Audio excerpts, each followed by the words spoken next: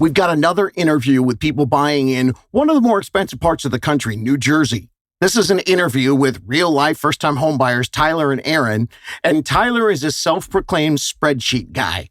And he ran the numbers, and he was trying to figure out how they could do it on their own. The great thing about this episode is once they got connected with a unicorn real estate team, someone who understands all the details, the speciality it takes for first-time homebuyers, not only did they find out that they were eligible to buy a home, but once they got working with the right team, they ended up buying a home in just 90 days. Gang, if you listen to this podcast for a long time, you know I'm not about get rich quick and anybody can do it. But the point of this episode is a lot of you guys out there doing your research might be a lot closer than you think. Let's hear it. How to Buy a Home educates, protects, and connects first-time homebuyers to qualified vetted realtors in their area. Whether you're looking for DIY information or step-by-step guidance, How to Buy a Home is the #1 resource for first-time homebuyers. What's happening, gang? We got another great interview coming your way. I'm very excited to talk to Tyler and Erin. We've just talked right now for approximately 28 seconds. So I'm going to be discovering all of this when you do. They worked with one of my unicorns in New Jersey. She's one of my favorite unicorns in the world. Came to me in January and closed on their home. Was that January, February, March, April 1st? So seriously, like 90 days. Less than that, because you guys came to me somewhere in the middle of January. Yep. Anyway, Tyler and Erin, say hello to the homies and give them your one big tip. Hello. Hello. So my biggest tip is talk to your employer, your boss or your manager or whoever you work for. And, just tell them that you're going to start the process of buying a home so that they know that there's going to be some sick days and some time off and some work from home days and things coming up because, it is depending on what you do for work. You kind of need to let them know. That's my biggest tip is, let them know that you maybe need to take some time off and disappear for a couple hours here and there during the process. Okay, so now you just got me curious. Are you giving that as a tip because your boss got cranky with you? Nope. Or No, because he was very understanding and okay. He was like, just do what you need to do and we'll handle everything that we need to. So I thought you got burned and you were like, my tip is tell people ahead of time so they don't scream at you. It really can be a part-time job. Mm-hmm. And I try to explain to people, maybe not everyone's bought a new car, but if you've ever have, don't think you're going to a dealership and you're going to get out in 30 minutes. You're going to sit there and talk to someone for hours and hours and hours. So you lose an entire Saturday. Mm-hmm. When you're buying a home, there is such a level that, I see all these horror stories on Reddit and I'm like, well, did you go to the inspection? Did you do a second inspection? And so have those PDOs ready, have some vacation or sick time ready. And I love the idea of talking to your boss. How about you, Erin? Did you have anything different? I did actually. Okay. I think it's really important to sit down and figure out one thing that you're really looking for. Like for us, it was, we really wanted a nice kitchen. And when you're looking at houses, there are some things that you're going to have to compromise, but a decent kitchen was one of our must-haves. So it was really helpful, going through the process, being having something to focus on because it can be, very overwhelming. So if you kind of have those one or two things to kind of keep in mind, it was helpful. When I'm showing property to people, I'll go one of two ways and I will have a discussion with them ahead of time. Mm-hmm. If they're in a super time crunch, I'm like, we can do 14 homes today, but get ready. Your mind is just going to mush them all together. Mm-hmm. So that's a really great tip. Let me ask you this. Let me dive deeper into that. Did you keep in mind, looking at some kitchens and go, that you could renovate to what you wanted? Yeah. Or what you did? Yeah. Yeah. So are you handy or do you know somebody? Okay. I was pretty handy. So for those of you listening, she pointed right at Tyler. Yeah.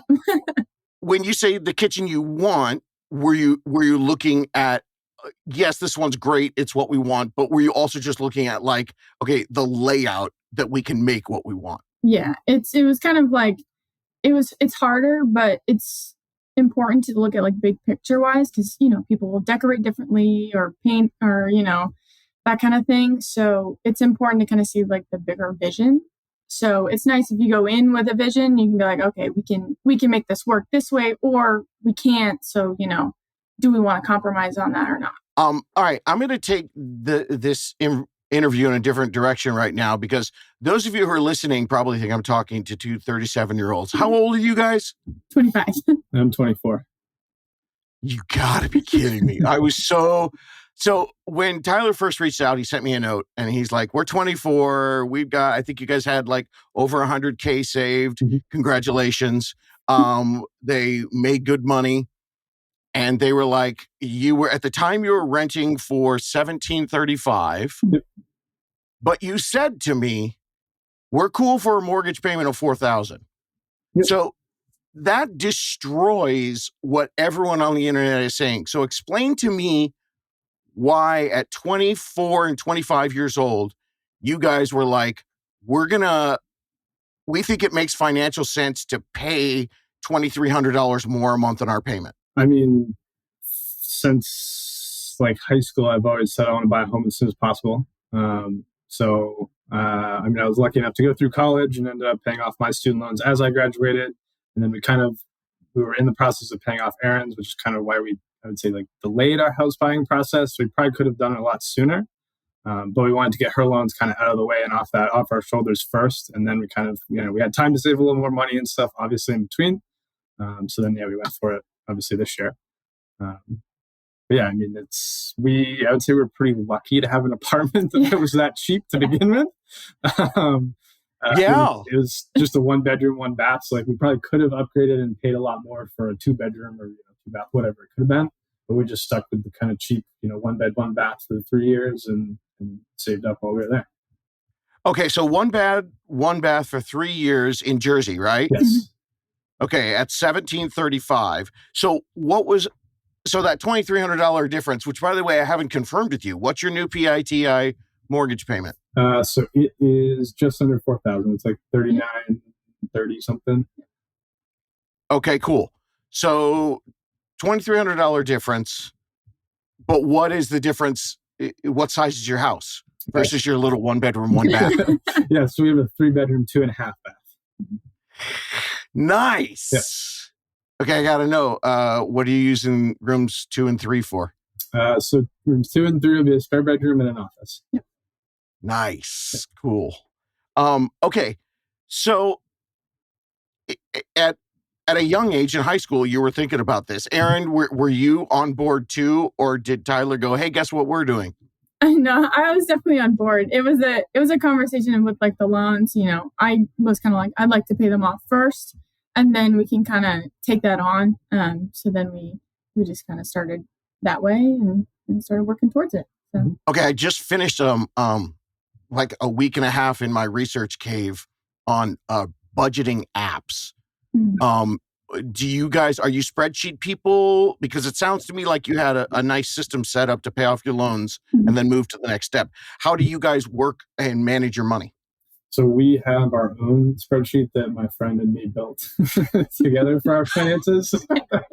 So we use that. And then we did use the Dave Ramsey method, kind of. We adapted a little bit to pay off her loans. So, the generic snowball method to get rid of her loans altogether. Yes. Yeah, the thing about snowballs is really interesting. It is a Dave Ramsey method, but it was also just kind of a financial method that he took and went, let's do this gigantic. Tiller. Have you ever seen that, Tyler? Nope, I've not. I just found this in my research. It's not an app. It has a billion templates and customizable spreadsheet stuff. Google Docs and Excel. Check it out, Tiller. Okay. It truly, when people tell me that they build their own spreadsheet, I'm not that guy. So I don't know if you're going to look at Tiller and go, oh, please. This is Yeah. But from what I've heard from other people, it's supposed to be pretty exciting. Okay. Okay, so you guys,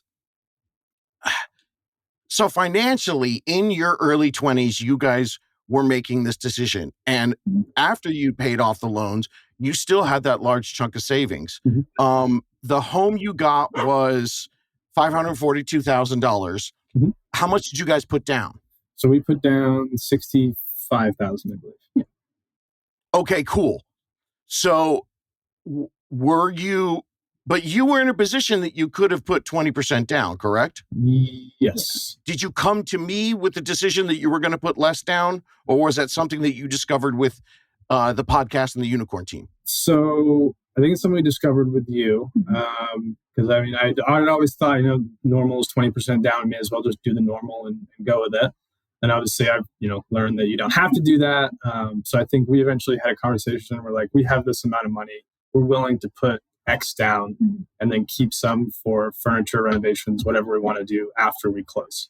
So we already had set, I think we had 75 is what we were going to do. And then we adjusted as we went along.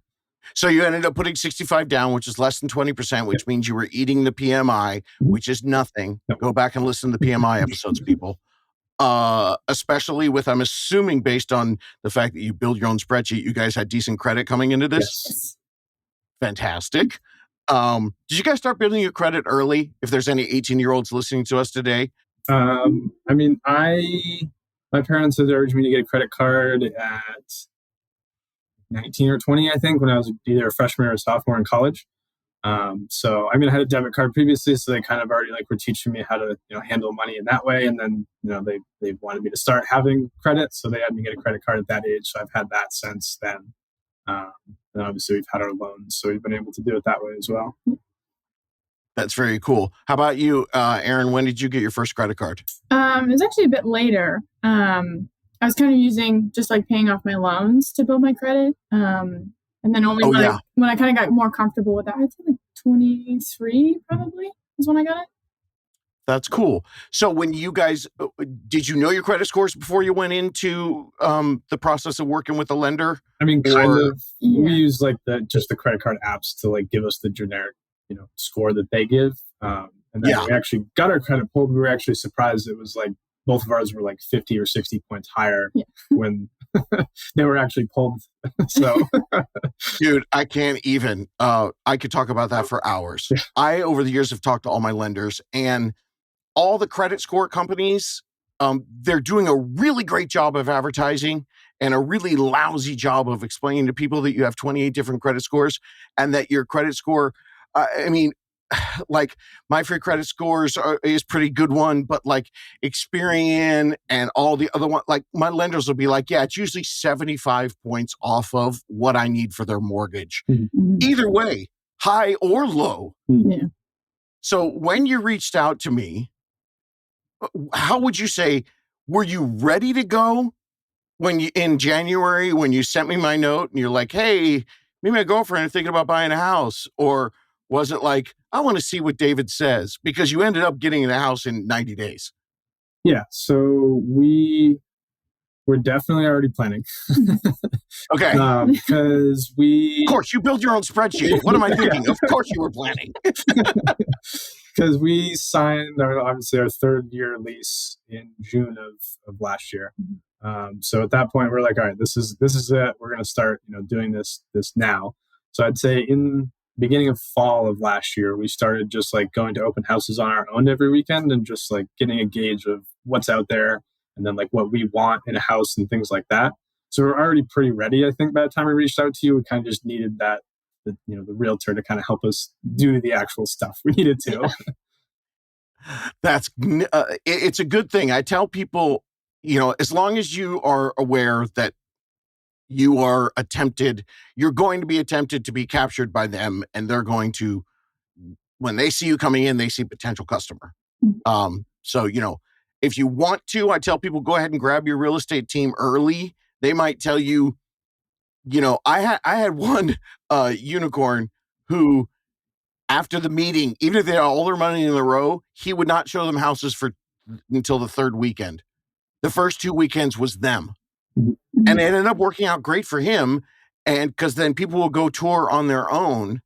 And then when they all came together, it was, because we have knowledge in our brain. But when you come in with a different, real boots on the ground, not looking at Zillow knowledge, it changes things. Mm-hmm. So when you had your first meeting, at the end of the meeting, did you feel like, oh my God, we're going to look at houses next weekend and start writing offers? Or how did it feel once you had your first meeting with your realtor and your lender? I mean, I don't think we were like next weekend we're going to do it. I think we had a list of ones that we were going to look at. And I don't remember I don't think the first weekend we wrote an offer. I don't think I think so. the second time we looked at houses with them, we wrote an offer, but Well, you came into it prepared. Yeah. Did you guys do any other neighborhood research beyond open houses? I would say I did some. I do some of this for my job anyways. Like I'm an environmental consultant, so I'm kind of used to like checking out all that kind of stuff. So I was doing a lot of like the background research into like where we were looking before we actually got invested in it. So Is getting to know neighborhoods part of what you do? yeah, somewhat. Just kind of understanding like where things are located, like utilities, all that kind of stuff. There's a couple of like databases we have that we can look at. So How did the neighborhood that you ended up in compare to where you grew up and where you went to school? it's very much very similar. Yes. Okay. We both grew up in Maine, very rural Maine. Yep. And then we met in college, and then we moved here for my job, which our apartment complex was fairly rural compared to what most people think of New Jersey as, I think. But where we live now is, basically in the woods. So, it's very much like Maine. Yeah.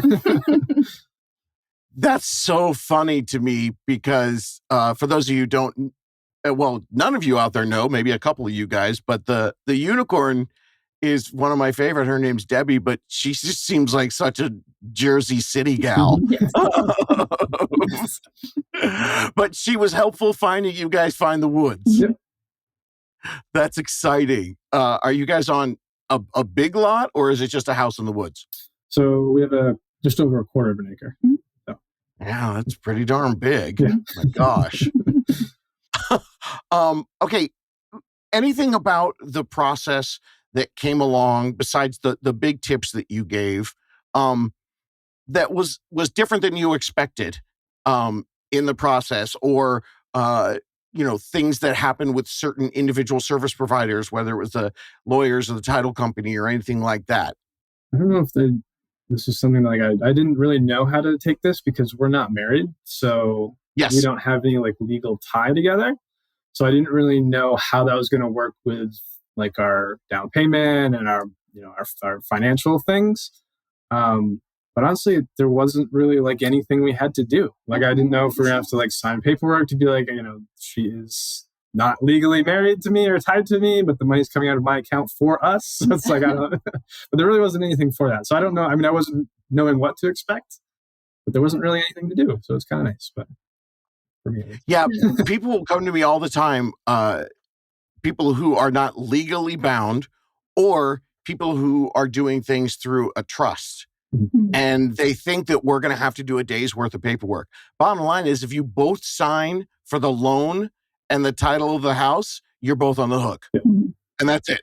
And it just connects you. The other interesting and neat thing is that in the purchasing side of things, there is no benefit. People are like, well, we want the married first-time homebuyer deal. I'm like, cool. That's the same as me and my brother buying a house. Yeah. So, fictional brother. I don't have one. It's when you sell the home where there are different tax benefits and things. But that's leads me to a good question there. How long do you guys, is this like a long-term plan? Or because you're so young, you had your spreadsheets, you decided to pay off your loans, so you both had your things you were tracking? Or is this like step one, we're going to go from the one-bedroom apartment to the house in the woods to something else later? I mean, we don't really know yet, I don't think. Yeah. But I think this is going to be a fairly mid to long-term house for us right now. I mean, we're both pretty happy with our jobs and where we are currently. So I think, and we have a lovely house. So I think it'll be a fairly mid to long-term a stay for us here. What were the aspects of this kitchen that checked the boxes to meet your desires? It's open. A lot of counter space, a lot of cabinets. Yes, very happy with the cabinets. It does look like it's fairly newly renovated. So that was nice, but right size and everything. Nice open. Erin, you said you were happy with the cabinets. Is that because there weren't any in the one bedroom, or did you like grow up with cabinets and it was a dream? So there were some in the apartment. There just wasn't a lot. And like these are also like nice wood. I mean, like, you can see them behind us. I can. Beautiful. So it's everything, like the color of it, was really happy with it. So That's nice. Are you guys like big cooking people, or you just wanted a nice kitchen? Yeah, we spend a lot of time in the kitchen. So that's why we wanted like a nice place, because we're going to be out here a lot. And so okay, let's get into some of the details of the process. When you wrote the offer, was it competitive, or were you guys the first one? How long was the home on the market? Yes. So the home was on the market for like 5 days, I think. Yeah. We toured it. So I think they had an open house on the Saturday that we couldn't make, but we toured it on Sunday when they didn't have an open house. So wait a minute. Gonna interrupt for just a second. Saturday was the open house. Mhm. Sunday, you guys toured it. So that was an appointment that had to be set up by your realtor, correct? Right. Yes. It's crazy. We work the stupidest hours ever. Yes. That's awesome. Okay, keep going. Yes. So yeah, it was, we had our offer in like within a couple of days, I think, after we saw it. Cause I think we saw like 5 other houses that same day. And we put 2 offers in. So when we, like 2 days later, I think we got a call saying we were one of 2 offers that had gotten put on this house. And I remember at that point, I don't think we really knew what the other offer was, but eventually we were kind of like, we wanted to restructure our offer. And we did find out that these sellers wanted a specific closing date. And there's something else, wasn't there? I think it was just the money aspect. I think so. Yeah. So like we ended up increasing our offer, and then we also moved a percentage of our realtor's fees for our responsibility. So then that we ended up edging out the other offer by $2,000. And I don't think the other offer was able to do the closing date that we were, because we were flexible on that. And then obviously moving some of the realtor fees on us also took some of their selling costs off of them. So we ended up getting accepted on that.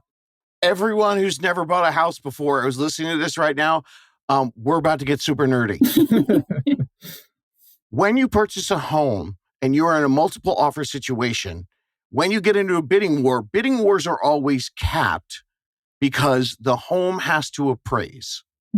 So if the house is listed at $525 and you guys offer $542, you almost need to check with your realtor and go, hey, what happens if, the last home in this area, it sold for $535?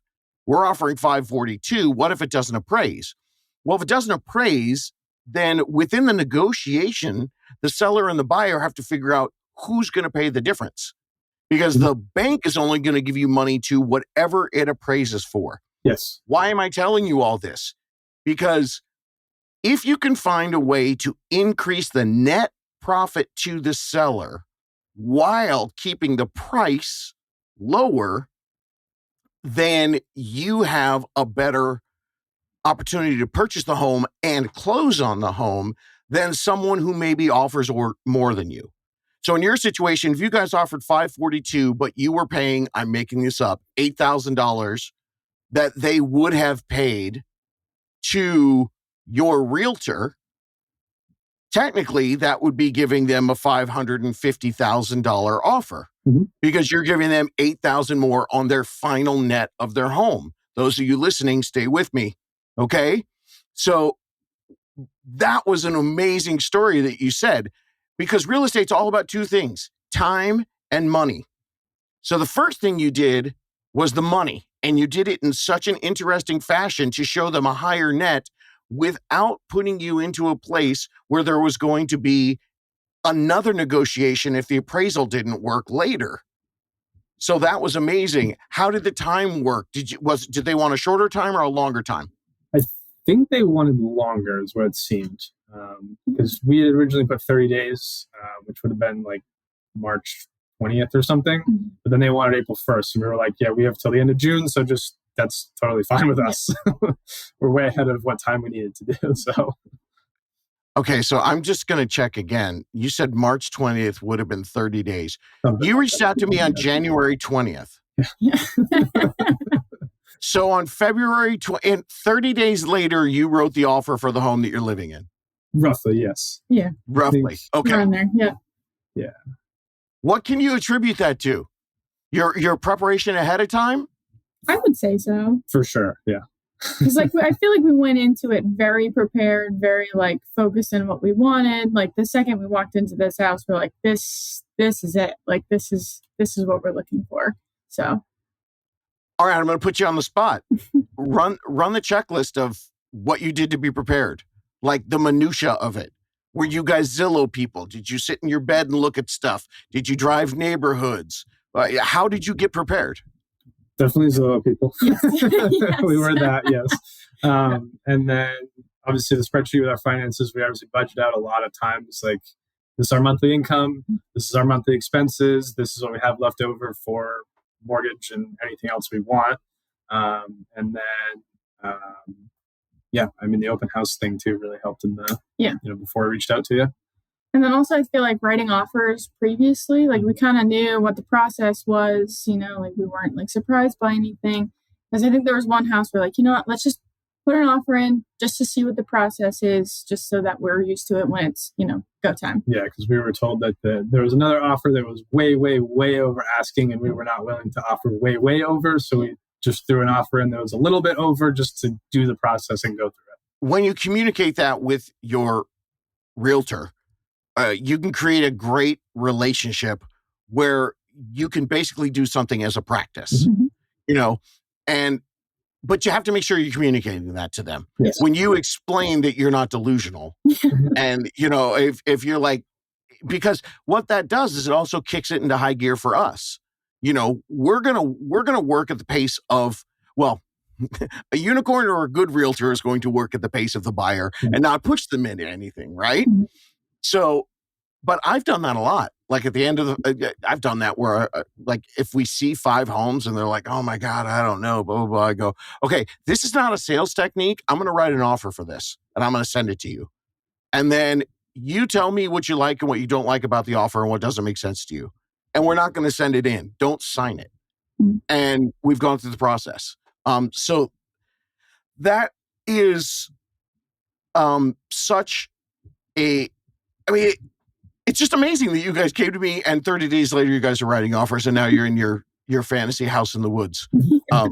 You don't call it that, but I do because it makes me giggle. What about the inspection process? House in the woods. Was it scary? I don't know if it was scary as in, or more just, there didn't feel like there was enough time to do it all. But it can be overwhelming, I think, going into it. So it's just, kind of doing the research and just taking the time to actually understand like what's the problem and what's being told to you. So I think one of the things that can be explained better in our industry is your home inspection is a general inspection. Mm-hmm. There's about 7 different other layers where it might be another inspection. Mm-hmm. Yes. Chimney guy, full electric person, also known as an electrician. I speak for a living. Plumbing, and sometime HVAC, and definitely roof, and definitely foundation. Now, it doesn't mean that your general inspector isn't going to give you some information on that.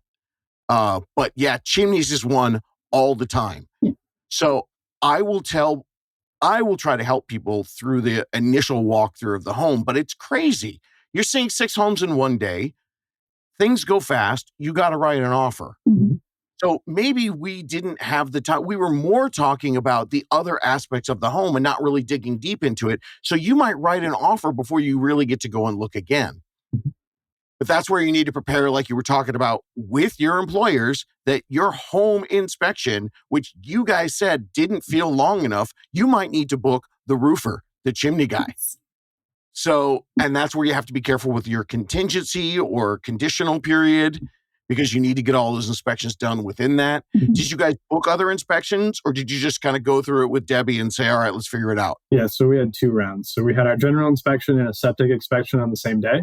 So those were our first 2 ones. And then our general inspector pointed out the chimney problem, there's some possible chimney problems and a foundation structural problem. So then we had those 2. We had a chimney inspector and a structural engineer also come out to do inspections. Yeah. Wow. Okay. I love that you said this because everyone else is going to, there are so many people that are going to freak out. This is part of the process.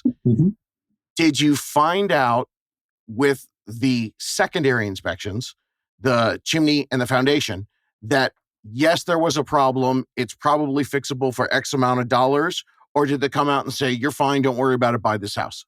So yes, they both identified issues.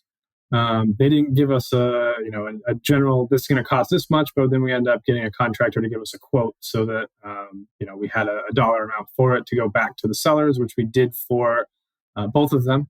The chimney, they did end up agreeing to, they didn't agree to fix it, but they were going to take the amount of money off of the overall home price.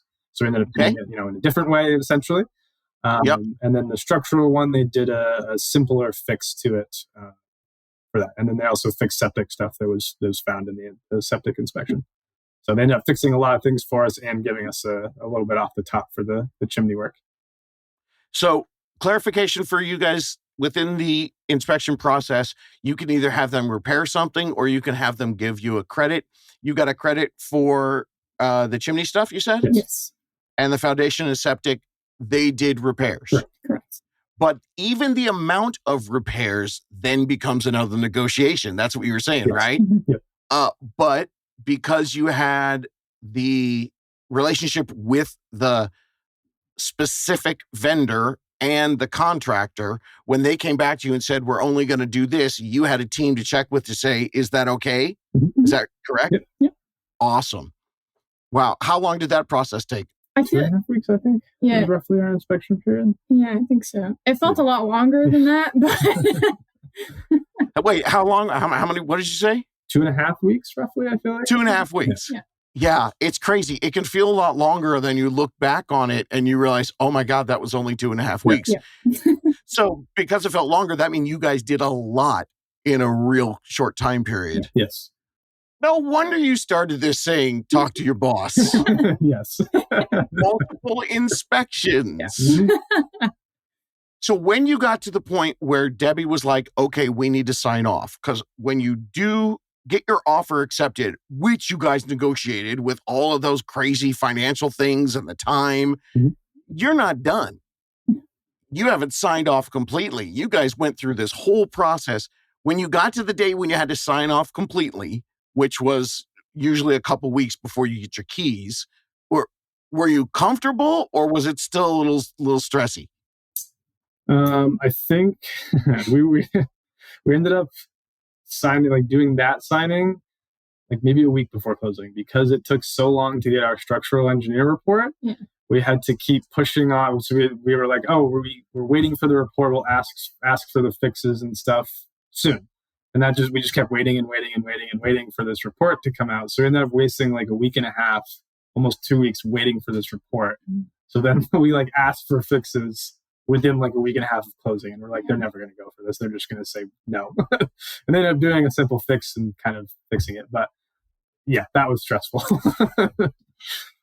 But okay, great. Because then when you got there, most of the time, so everyone understands, you could negotiate and without fixes, you can finish a contract for a home in, 10 to 14 days.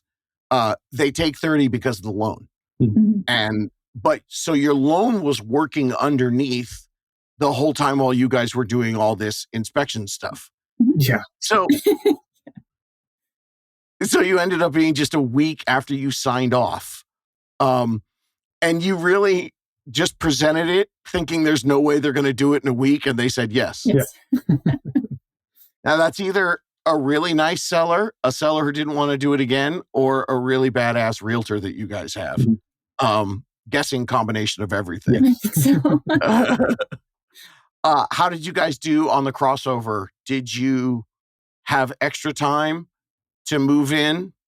Yes, we had a lot of time. We did, yeah. Because our lease ended June 30th. So we had, whatever it is, 3 full months. Good for you. Yep. And I'm sure it was all financially prepared on the spreadsheet. Yes. Yes. Okay, you guys have been in what? April, May, June, July, almost 3 months now. How's the house? It's good. It's we good. technically only moved on June 27th and 28th. Oh my God! Yeah, what am I thinking? Yeah. So you've been in the house less than 30 days. Yes. Because we also took on some projects, did some cosmetic renovations and things, and replaced some flooring and stuff. So we've ended up mostly doing renovations for the 3 months we've actually owned the house. And we're still not done, but that's fine. So yeah, but we've moved in now, and it's great. We love it. That's fantastic. Well, you guys are a testament to what can happen when you're a prepared individual, and then bringing two prepared individuals together creates this prepared force. And I'm so glad for you guys to share this story.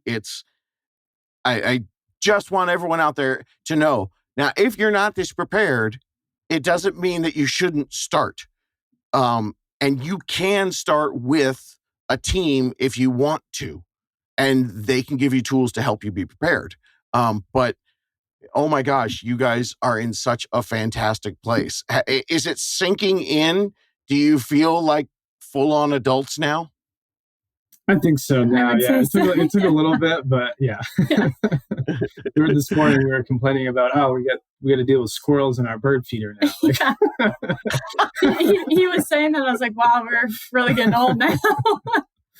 Dude, it's the Progressive commercials. Yeah. I, in the past year, have started because just randomly, like the roses started growing in my bushes in the backyard. I forgot that they're there.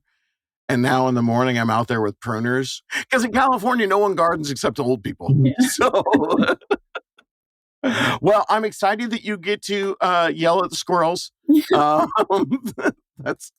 And thank you guys so much for sharing your story. And thanks for coming on the show. Of course. Thank you so much. Yes, thank you. So grateful to have Tyler and Erin on the show. Thanks so much for sharing your story. And hey, no matter where you are in the process, everything's right here for you at How to Buy a Home. If you're brand new, go to episode 301. There's 10 full episodes with the absolute must-do first steps for every first-time home buyer. And if you're out there just looking for a game plan to get started, go to episode 350 and learn about the Last Lease Ever program. It'll help you work on your credit, your debt, and your savings, even if you're just doing small action steps every month while you're still renting. This program can set you up so you can buy a lot sooner than you think is possible. And if you haven't listened yet, there's tons of new benefits and advantages happening for buyers as we go into the end of 2025. Listen to episodes 382, 83, and 84 for all the facts and data of what's happening. And most importantly, you want to find out what's going on in your part of the country. I truly don't care if you buy a home in 90 days or 2 years. I just want to make sure that for the 3, 6, 9 months before you get ready to buy a home, you feel like you're working a plan with clarity, direction, and a strategy. You can do this. Looking for more DIY education or your own personal step-by-step guidance through the home buying journey? Since 2019, How to Buy a Home has been the #1 resource for first-time home buyers. So visit howtobuyahome.com to get started.